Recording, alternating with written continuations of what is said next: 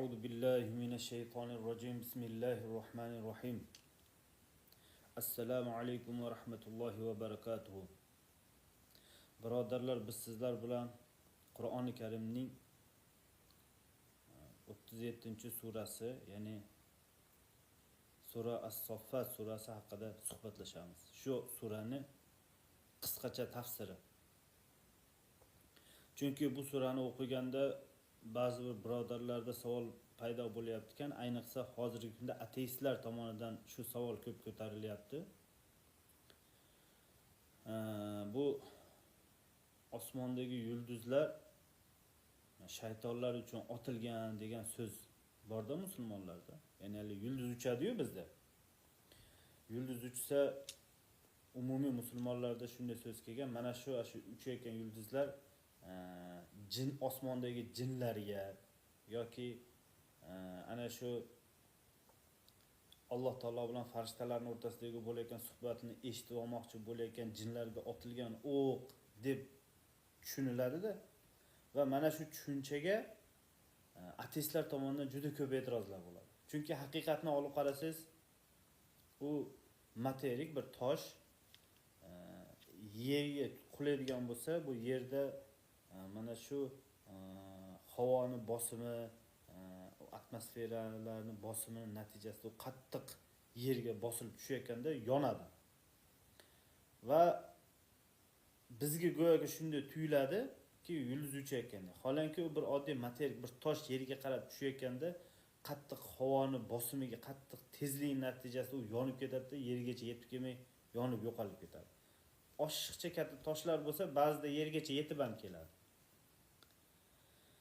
Mana shuni biz musulmonlar aytamiz, ko'pchilik shunday bir tushunchadaki, mana shu otilgan yulduz uchgani bu shu shaytonlarga otilgan o'q deb shunaqa tushuntirilib kelingan. Va bunga hozir kunda ilm fan rivojlandi va shuning natijasida ko'p ateistlar tomonidan e'tirozlar bo'lyapti. Va mana shu mavzuga oid bu sura, shu hozir biz sizlar bilan suhbatlashmoqchi bo'lgan. Inshaalloh bugun qo'ldan kelgancha harakat qilamiz. 20-24 ta oyatini inshaalloh sizlar bilan qisqacha shu oyatlar borasida suhbat qilamiz.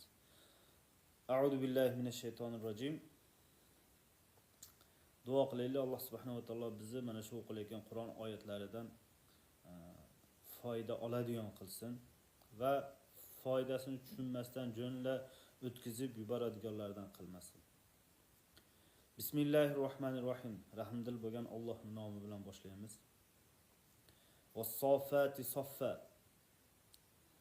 Safda tizilib turuvchilar ila qasam. Safda turib tizilib turuvlar uchun qasam deyapti Alloh taolo. Birinchi qasamga to'xtaymiz. Alloh taolo nimaga qasam ichsa, ana shu qasamda ma'nosi shuki, qasamning ma'nosi shuki, mana shu narsani ortida senga katta foyda bor, hikmati bor, ey inson bolasi, shu meni aytganimni qilavergin degan ma'noda Alloh taolo qasam ichadi. Qasamning ma'nosi shu. Qur'oni Karim shunday bir kitobki, u bashorat beradi. Ya'ni Muhammad sallallohu alayhi vasallam va sahobalarga Qur'onning oyatlari nozil bo'lganda, Qur'on oyatlari orqali kelajakda qanday voqealar Muhammad sallallohu alayhi vasallamning ummati bilan qanday voqealar sodir bo'lishlik bashoratlari berilgan. Qur'onning birinchi sifati bu bashorat berishlik sifatlari. Yana bir sifati Qur'onni ogohlantirishlik, azobdan ogohlantiradigan sifati bor. Qur'onning yana bir sifati bor. Hukm beradi va ana o'sha bergan hukmini, hikmatini bayon etadi. Masalan, buni qil yo buni qilma deb qaytar bir narsaga buyurgan bo'lsa yoki bir narsani qaytargan bo'lsa, ana shuni hikmatlarini ham aytib qo'yadi Qur'oni Karim. Chunki Qur'oni Karim hikmatli kitob. Qur'oni Karim bayon etib beradigan kitob. Qur'oni Karim bashorat beradigan kitob. Bu Qur'on sifatlarida. Mana shu hozirgi o'qigan oyatimizda ham mana shu sifatlar bor. Birinchi bu mavzu nimaga Alloh taolo saf tortganlarga qasam ichib aytayapti? Qur'oni Karimda Muhammad sallallohu alayhi vasallam va sahobalariga nisbatan buyurilganki, ular jihad qilish kerak bo'lgan. va din uchun sahobalar saf tortishgan. Bu oyatda shu payg'ambarimiz sollallohu alayhi vasallam va sahobalarni din uchun qilgan janglarini hikmatini bayon etyapti. Va qasam ichib aytyaptiki, ana shularga qasam, o'sha din yo'lida saf tortib urush qilganlarga qasam deb shuni zikr qilyapti. Aksar olim ulamolar Ibn Kasirda, Tobariyda yoki bo'lmasam tarixda sababun nuzul kitoblarda bu oyatning sabablari, nozil bo'lishining sabablarini shu zikr qilinganki, ya'ni Muhammad sallallohu alayhi vasallamning janglari zikr bo'lyapti. Qilingan janglari deb aytishadi. Va uning hikmati bayon etilyapti. Alloh subhanahu va taolo vassofati soffa deb qasam ichib aytayaptiki, ana o'sha din yo'lida jihad qilgan, din yo'lida bir safda turib, saf tortib jihodga chiqqanlarga qasam deb Alloh taolo qasam ichadi va uning ichida katta hikmat borligiga ishora beryapti. Fazzajirot zajro. Zajr ila, ya'ni haqga baland ovoz bilan, haqga qarshi baland ovoz bilan kurashadiganlarga qasam. Ya'ni musulmonlar hech qachon pastkashlik qilib, odam kofirlarning orqasidan turib fisq-fasodlik qilib yoki ular kofirlarga tuhmat qilib, ya'ni islom diniga qarshi chiqqanlarga tuhmat qilib yoki bir pastkashlik yo'llar bilan kurashmagan kufrga qarshi islom dinida. Sahobalar ham Rasululloh sallallohu alayhi vasallam. Afaman yamshi mukibban ala wajhi ahda amma yamshi sawiyan ala siratil mustaqim. Ya'ni musulmonlar sifat shunday bo'lganki, haq yo'lda ushashgandan keyin yelkalarini tik ko'tarib, uyalmasdan, hijolat bo'lmasdan, ochiqdan ochiq haqni aytib yurishgan. Haqqa qarshi baland ovoz bilan chiqishgan. Fisq-fasodlik qilib, tuhmat qilib, buni ehtiyoji ham bo'lmagan, ya'ni kofirlarga bunaqa ishlar qilmagan musulmonlar. Lekin kofirlar musulmonlarga nisbatan shunaqa tuhmatlar bilan musulmonlarning orqasidan g'iybatlarni uyushtirib, shunaqa sifatlarni ko'p qilishgan. Lekin bu oyatda aytayaptiki, musulmonlar haq yo'lda shunday saf tortishgan, haq yo'lda. Va bu haq yo'lda kurashishni ochiqdan ochiq yurgizishgan, yashirmasdan. Rasululloh sallallohu alayhi vasallamning bir sifati bor ediki, jang qilganda Rasululloh sallam aksar kunduzida hujumga o'tkirardi. Va Rasululloh sallallohu alayhi vasallam qachon hujum qilishligini dushmaniga bildirib ham qo'ydi. Kechasi bir danaga turib olib, pastkashona hujumlar musulmonlar tomonidan bo'lmasdi ham. Har tomonlama musulmonlar o'zlarini adolatli tutishgan. Mana shu Muhammad sallallohu alayhi vasallamning o'zini tutishligi va ana shu jangni zikr qilib qasam ichib aytayaptiki, buni orqasida katta hikmati bor. Keyingi oyatda Alloh taolo aytayapti: "Fattaliyati zikro." Ya'ni ular nima uchun saf tortishdi? Nima uchun kufrga qarshi baland ovoz bilan, yashirinmasdan, hali nari takbir desa Allohu akbar deb baqiradi musulmonlarda, shunday bir sifat bor. Fazzajrat zajroning ma'nosi shu tomonga ishora. Ya'ni haqga baland ovoz bilan chiqishgan. Va buni asl maqsadi nima bo'lgan desa, Allohning zikrini tilovat qilishgan, ya'ni adolatni, insof uchun, din erkinligi uchun, insoniyatning huquqi uchun, adolat uchun kurashgan. Zikrning ma'nosi nima? Alloh tomonidan berilgan nasihat, shariat, qonun. Mana shu Alloh yaratguvchi tomonidan insoniyatga ko'rsatib berilgan to'g'ri yo'lni odamlarga yetkazishlik uchun tilovat qilib, Allohning oyatlarini zikr qilib, Allohning oyatlari, Allohning shariatini targ'ib qilishlik uchun. Ya'ni adolatni yer yuzida o'rnatishlik uchun zulmga qarshi kurashishgan. Ularning maqsadi nima bo'lgan? Faqatgina adolat uchun kurashishgan. Fattaliyati zikro. Ya'ni Muhammad sallallohu alayhi vasallamni jihodda sahobalarning takbirlar aytib bir safda turib jihodlar qilishligi, jang qilishliklarining bitta maqsadi adolati uchun kurashishgan. Din erkinligi uchun kurashishgan. Ularda dunyoni bosib olishlik, mamlakatlarni bosishlik yoki biron bir yerga ega chiqishlik bo'lmagan. Alloh taolo Qur'oni Karimda sahobalarga va musulmonlarga jihad qilishga buyurgan bo'lsa, ashini hikmatini aytayapti bu oyatda ki, ya'ni bu hikmati shu, asha jihodlarni buyrug'i ki adolat uchun kurashishlikka buyruq. Inna ilahakum lawahid. Ya'ni tavhidni sizni Robbingiz, bizni Robbimiz bitta, bir-birimizni ajratmaylik. Adolatli bo'laylik degan shunday bir ideologiyani ilgari surilgan. Mana shu din erkinligi uchun kurashishgan sahobalar. Muhammad sallallohu alayhi vasallamni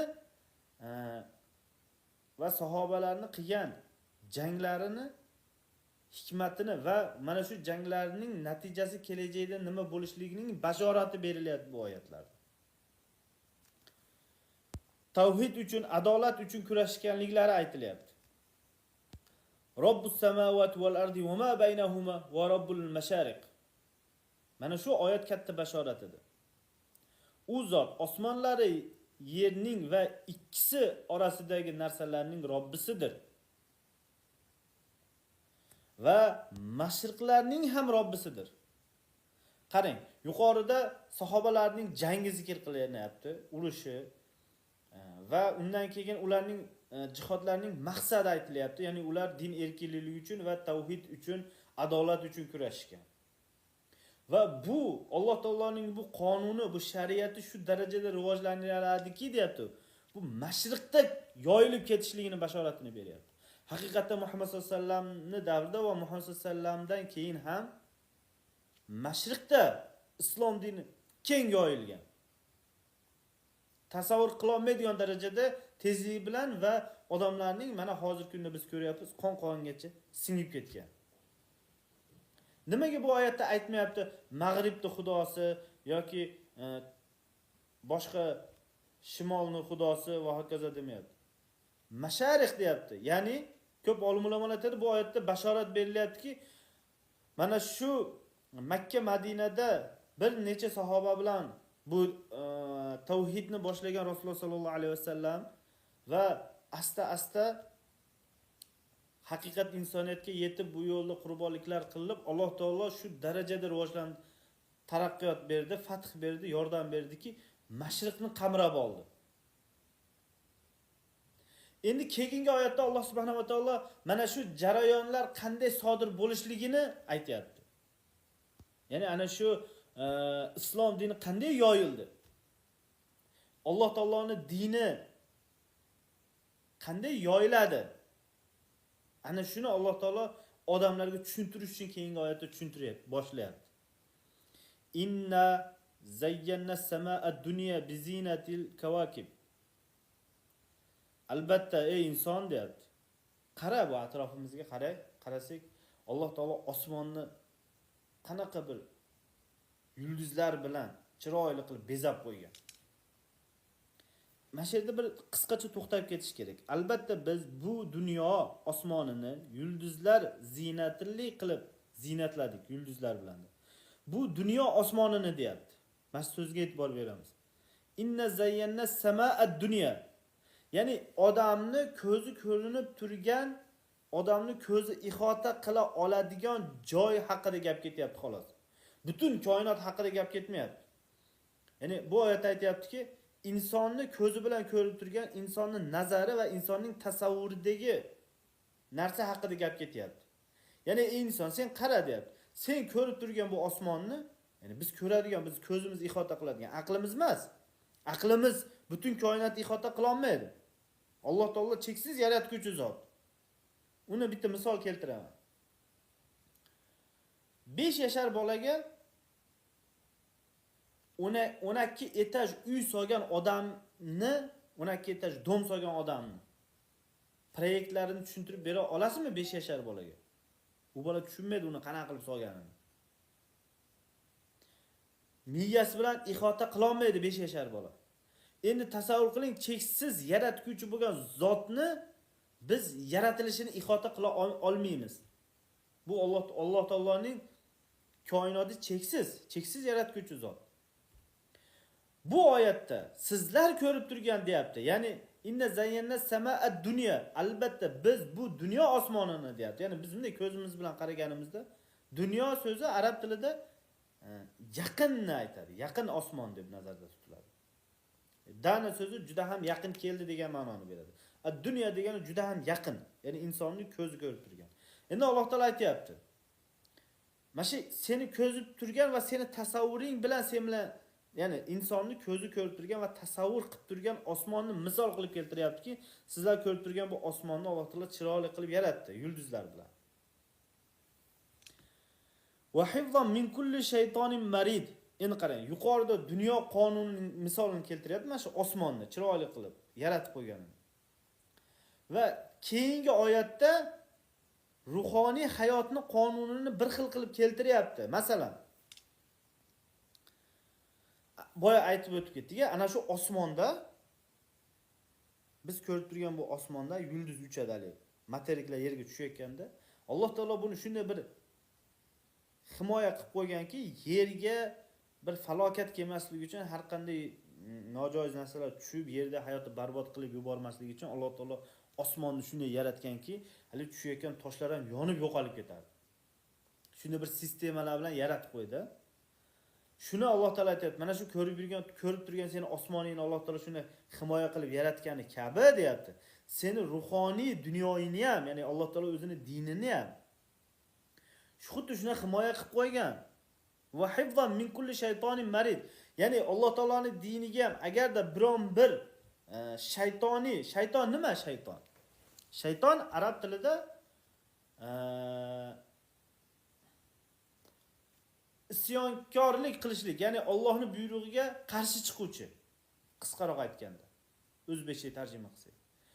Masalan, ana shu Alloh bu yer yuzini himoya qilishlik uchun osmonni shuna bir zich qilib yaratdiki, tosh tushsa yonib yo'qolib ketyapti-da. Chunki Allohning qonuniga qarshi chiqyapti haligi yerga tushayotgan toshni, yana Alloh taolo uni yoqib yuboryapti.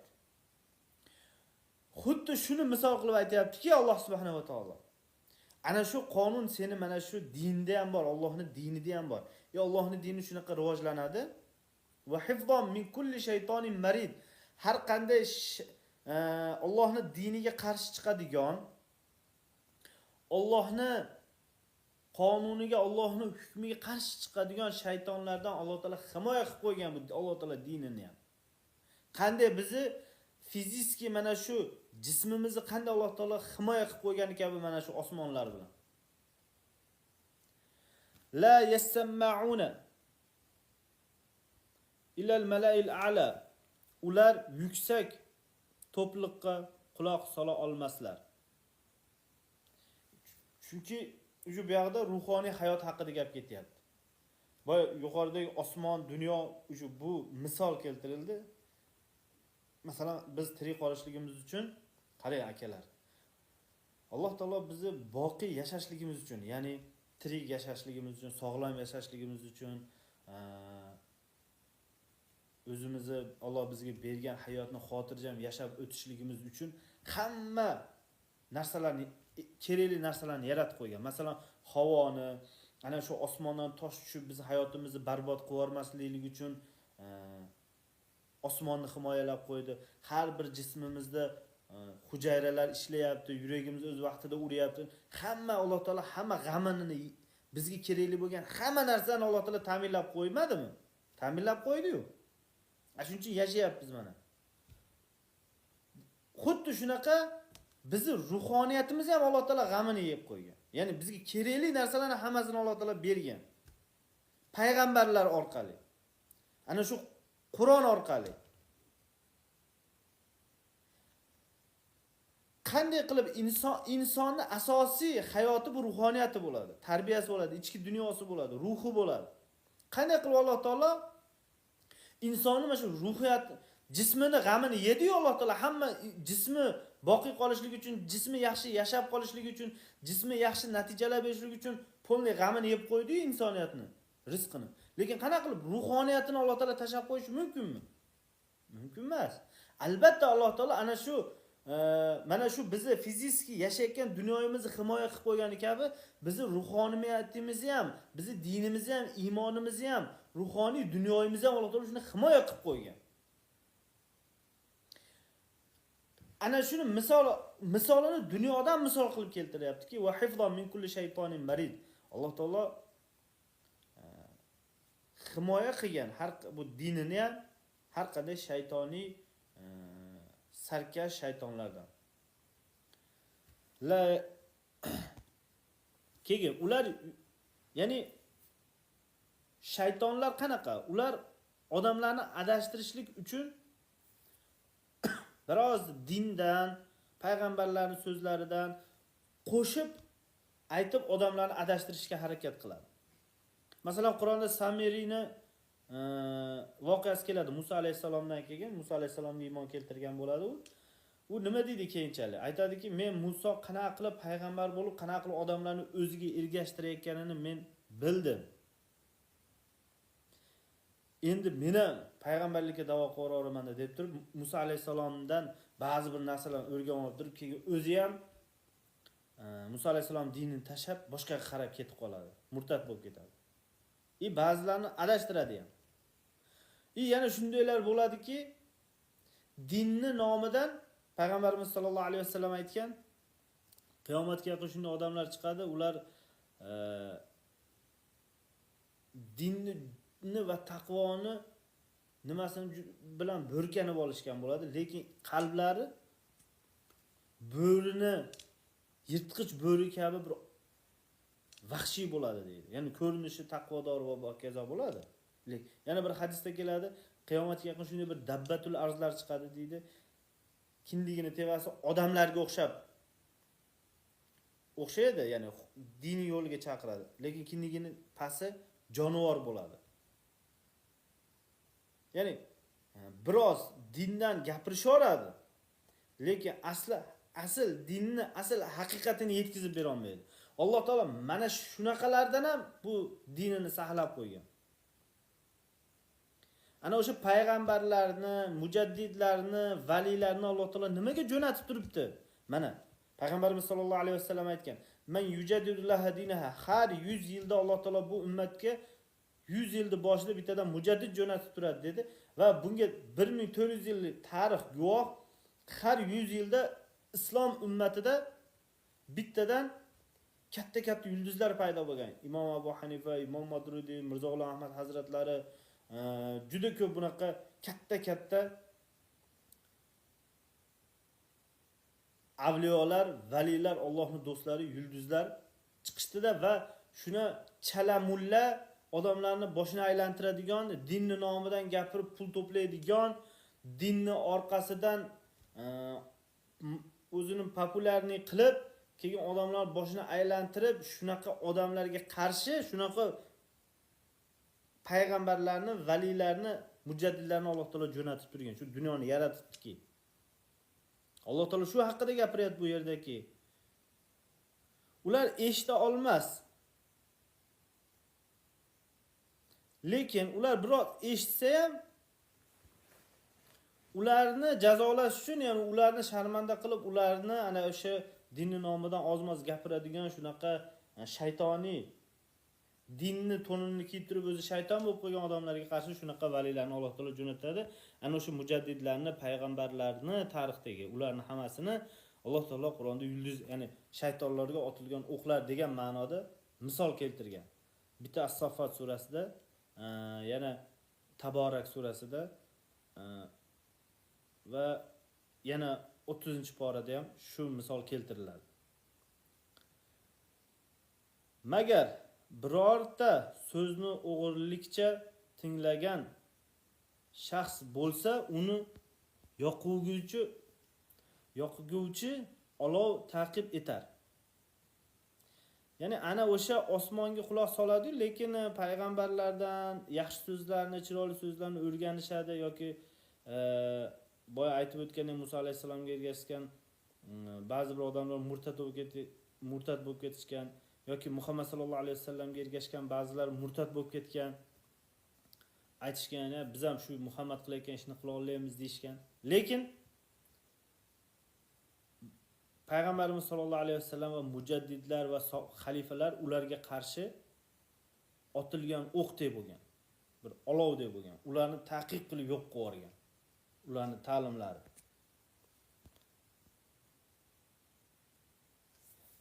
Fastaftihim ahum ashaddu khalqan am man khalaqna inna khalaqnahum min tinin lazib.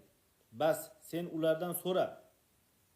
Ularni yaratish qiyinroqmikan yoki biz yaratgan zotlarni? Ya'ni aytayaptiki, ulardan so'ra odamlardan. Ya'ni Allohning hozir yuqorida keltirgan misollar, bu Qur'onning oyatlarini inkor etayotganlarga Alloh taolo aytayaptiki, sizlarni yaratgan zot mana fiziki biz yaratdi, osmonlarni, yerlarni yaratdi. Biz ko'rib turgan narsalar hammasi bizni foydamizga yaratildi. Biz lejbi yashashligimiz uchun, qirilib ketmasligimiz uchun hamma kerakli narsalarni Alloh taolo yaratib qo'ydi. Shu yetarli emasmi ki bizni ruhoniyatimizni ham oziqlantirishlik uchun eng ahamiyatli bo'lgan ruhoniyatimiz uchun Alloh taolo tek tashab qo'yganmi? Yo'q. Alloh bilan Allohga kufr keltiradigan, shu narsaga shubhasi borlar, Xudo tomonidan shariat, payg'ambar kelmaydi deydiganlarga, ya'ni Muhammad sollallohu alayhi vasallam paytidagi yoki Qur'on Alloh tomonidan emas deydiganlarga aytayaptiki, sizlar kuchlisizlarmi yoki sizlarni yaratgan zot kuchlimi? Sizlar kimmi? Ya'ni bas sen ulardan so'ra, ularni yaratish qiyinroqmikan? Ya'ni sizlarni yaratish qiyinmi shuncha darajada qilib? Xolanki deyapti Alloh subhanahu va taolo aytayapti. Albatta biz ularni yopishqoq loydan yaratdik. Ya'ni misol keltirib, ya'ni tarixga qaytarib qo'yaptiki, biz sizlarni evolyutsiya nazariyasini eng zo'r tushunchasi mana shu oyatda keltirilgan. Bosqichma-bosqich yaratilishlik nazariyasi, evolyutsiya nazariyasi. Ya'ni sizlarni yopishqoq loy holatinglardan bosqichma-bosqich shu holatgacha yaratgan zotga ishonmaysizlarmi? Shu holatga sizlarni olib kelib qo'ygan Robni buyruqlariga, shariatiga amal qilmaysizlarmi? Bal ajibta. Balki sen ajablanding ey Muhammad sallallohu alayhi vasallam. Ya'ni haqiqiy mu'minlar yuqoridagi keltirayotgan dalil, misollarga mu'minlarga bu yoqadida, mu'minlar bundan taajjublanadi. Hayratda qoladi. Ajibta degani hayratda qolasan. Ya'ni sen buni haqiqatlarni ko'rib mu'minlar va Muhammad sallallohu alayhi vasallam hayratlanadi. Ya, haqiqatan Alloh subhanahu va taolo ruhoniyatni ham shunday yaratdi va bizni fiziki hayotimizda tirik qolishligimiz uchun har qanday imkoniyatlarni Alloh taolo yaratib qo'ydi. Haqiqatan shu to'g'ri deb turib mu'minlar bundan aql ishlatib, tafakkur qilib, tarixdan ham har tomonlama o'ylanib iymonlar rivojlanadi va bundan taajjublanadi Alloh taoloning kuch qudratidan. Ular esa vayasxaruna, kofirlar ustidan kuladi. Ya'ni deb yasxarunni ikkita ma'nosi bor. Ko'zga ilishmaydi degan ma'no. Bizda o'zbekchada xoru zor degan so'z. Ya'ni bir haqir, hech narsaga yaramaydigan, shunaqa bir ustidan kulib, izdivasa qilib, shunaqa bir holatda. Ya'ni dinni, Alloh taoloning so'zlarini ko'zga ilishmaydi va izdivasa qilishadi.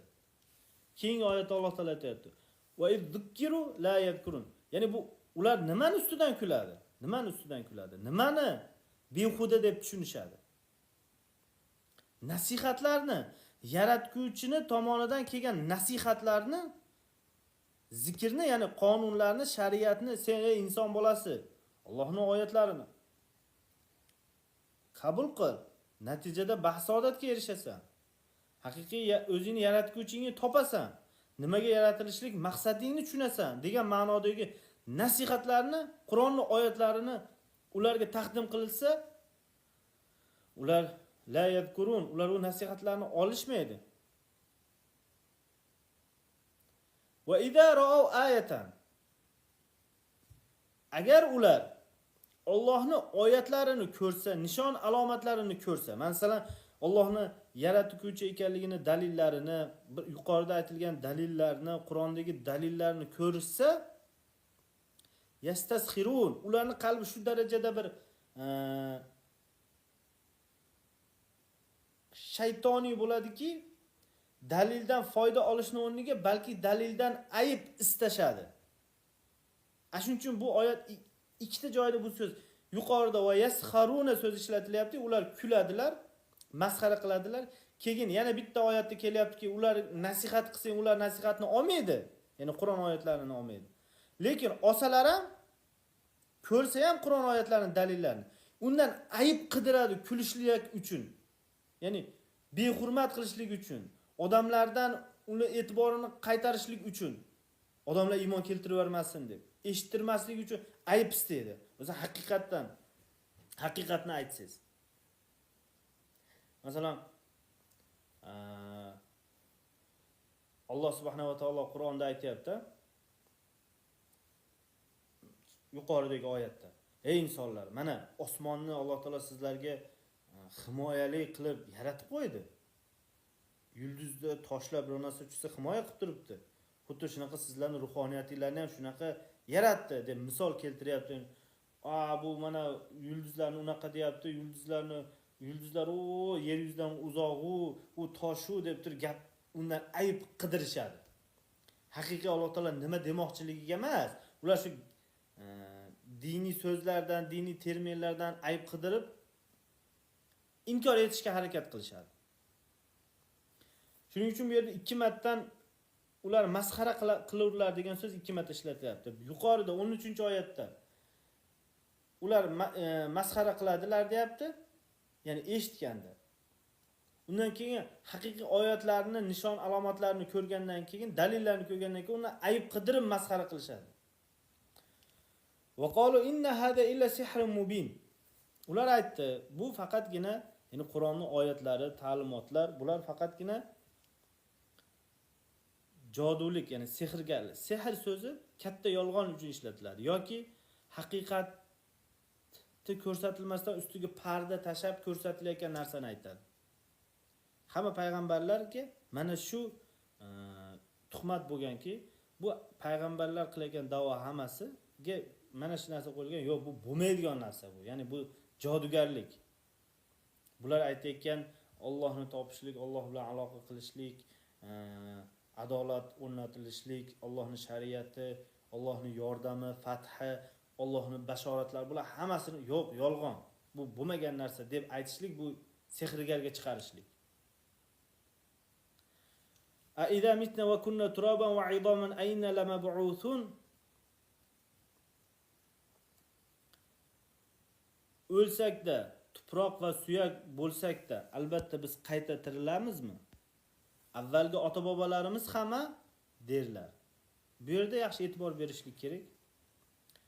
Bu yerda bitta e'tiroz bildirilyapti. Ya'ni e'tirozni boshida inson kofir bo'lishlik uchun nima qiladi desa, inson kofir bo'lish uchun birinchi inkor etadigan narsasi o'lgandan keyin qaytib tirilmayman deydigan narsani targ'ib qiladi.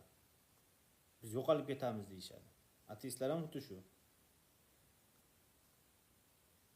Lekin bu yerda bitta kofir bo'lishlikni bitta kayfiyatini zikr qilyapti-da, lekin asosi bir xil. Hamma shunaqa. Masalan, biz ham musulmonlar ham ichimizda shundaylar borki, biz musulmonmiz deymiz. Lekin Alloh taoloning boshqa oyatlariga shubha bilan yondashib qo'yamiz.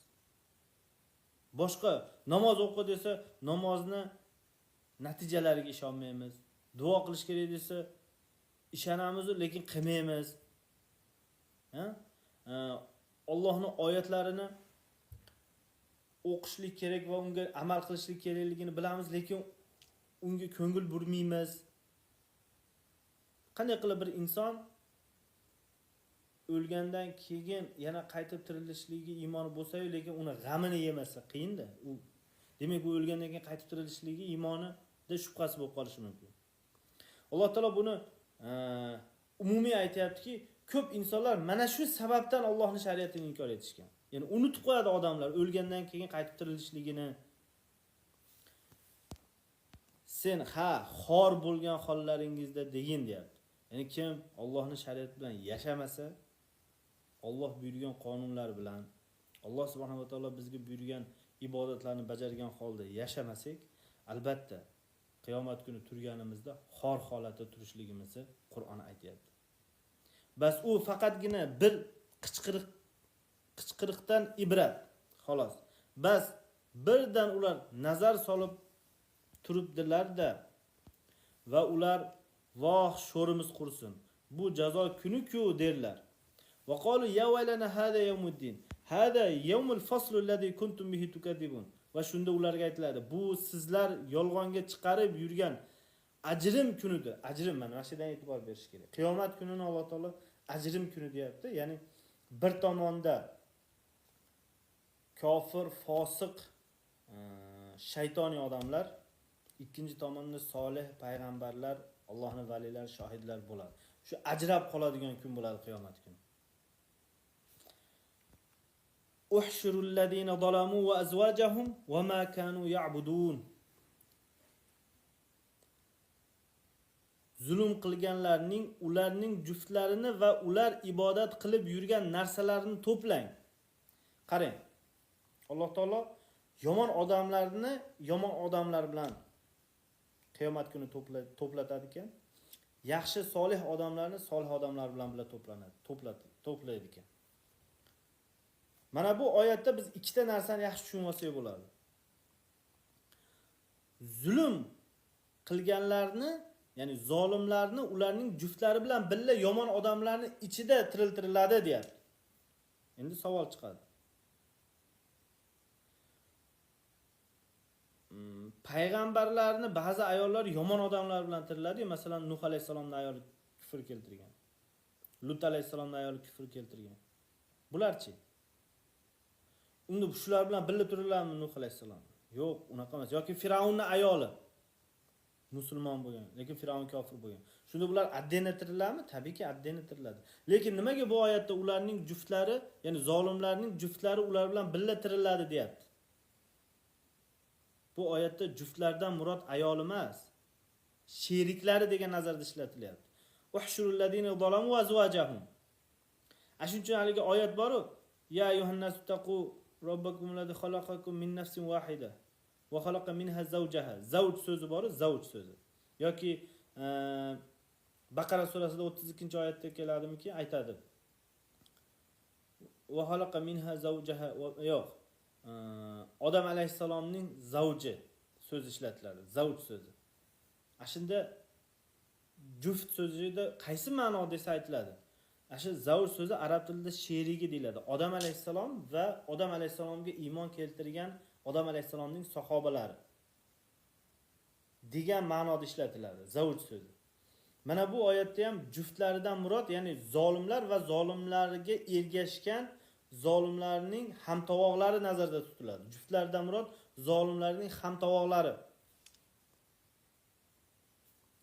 Keyingi oyat davomida aytayapti: "Va ma kanu ya'budun" va ular qiyomat kuni ular ibodat qilganlari bilan birga tirilishadi. Ya'ni yomon odamlar qatorida ular kim ibodat qilayotgan bo'lsa ashlar. Endi savol chiqadi. Masalan, Iso alayhisalomga hozirgi kunda xristianlar ibodat qiladi. Nima? Iso alayhisalom ham asha yomon odamlarning ichida tiriladimi? Yo'q. Unda Alloh taolo aytayapti-ku Qur'onda odamlar ibodat qilayotganlar bilan birga tiriladi deyapti. Desa, yo'q, bu yerdagi ibodatdan murod ana qilib peshanani qo'yib sajda qilish nazarda tutilmayapti. Bu yerda ibodatdan murod ergashishlik nazarda tutilyapti. Ya'ni odamlarni Allohning shariatidan boshqa tomonga odamlarni boshini aylantirib o'zlariga ergashtirganlar. Masalan, biz bugungi kunda Qur'onga ergashamizmi yoki odamlargami? Odamlarning gapigami? Yoki domlalarning gapigami? Albatta, ko'pchilik bugungi kunda odamlar Qur'onga ibodat qilmaydi, Alloh taologa ibodat qilmaydi. Ya'ni abd so'zining ma'nosi ergashish, qadamma-qadam ergashish. Abdning ma'nosi nima desa, qadamma-qadam egash, ya'ni qul bo'lishlik deyiladi. Masalan, egasi qulga nimani buyursa, qul shu ishni qiladi-yu. Xuddi shunaqa. Biz bugungi kunda kimga qul bo'lyapmiz? Qur'onga qul bo'lyapmizmi yoki odamlarning gapigami yoki domlalarning gapigami? Qur'onni o'qimasdan eshitgan narsasiga ergashayotgan odamlar bular Qur'onga emas, yoki payg'ambarimizga emas. Ular faqatgina ashi boshqa o'ziga bir peshvo qo'ygan odamiga ibodat qilyapti, ergashyapti. Bu oyatda shu ma'noda aytadi. Qiyomat kuni kimga ergashgan bo'lsak, ashlar bilan birga tirilamiz. Agar Qur'onga ergashsak, sahobalar bilan tirilamiz. Agar ya'ni Qur'onga ibodat qilsak, ibodat degani shu ma'noda aytayapmanki, ergashishlik. Agarda nafsimizga ergashib, dunyoparast bo'lib, domlaparast bo'lib, Qur'onning oyatlarini bir chekkaga surib qo'yib, ko'pchilik nima desa shu deb ashaqqa ergashsak, demak ashlar bilan tirilamiz qiyomat kuni. Bu yerdagi abiddan murod ibodat peshanani sajdaga qo'yishlik emas, balki ergashishlik nazarda tutilyapti. Bugun ko'pga cho'zilib ketdi. Alloh taolo foydali qilgan bo'lsin ilohim bugungi suhbatimizni va Alloh taolo ilohim davomiy qilsin. Agar savollar bo'lsa, qoldirishinglar mumkin. Xato kamchiliklar bo'lsa, e'tirozinglar bo'lsa bildiringlar. Xatoimiz bo'lsa to'g'rilaymiz. Alloh taolodan hidoyat so'rab qolamiz. Alloh taolo o'zi to'g'ri yo'lga solsin va Qur'onda Alloh taolo bizni sobit qilsin. Keyingi qolgan mavzularni inshaalloh keyingi chiqishlarda davomlashtiramiz. Va oxir davona alhamdulillahi robbil alamin.